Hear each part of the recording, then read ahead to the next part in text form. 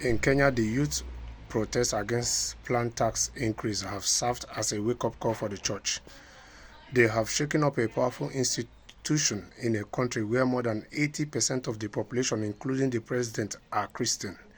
The young demonstrators accused the church of siding with the government and took action against politicians using the pulpit as a political platform.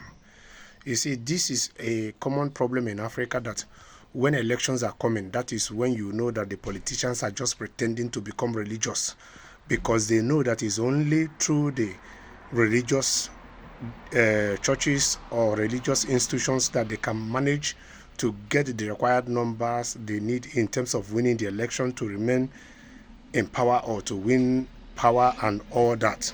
And sometimes this is not funny.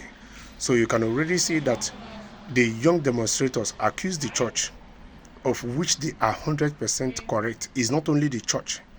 Most of religious institutions in Africa, because some of these religious leaders are just corrupt as the politicians themselves.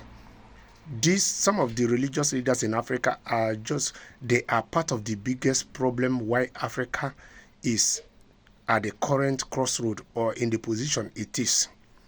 Because it is these same religious institutions that our colonizers or the Western powers came with, telling us that what our ancestors were serving was not right, they were barbaric, and our ancestors left what worked for them and embraced another man's culture. And we can see that today now we are paying so dearly for it.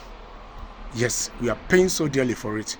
So the young demonstrators in Kenya accusing the church, they are 200% correct.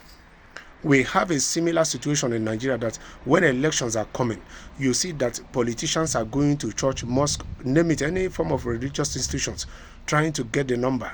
You can even see in Nigeria, one of the prominent religious leaders that asked his members to vote for the current president, when the hardship started biting in, he left the so-called followers and relocated to the UK.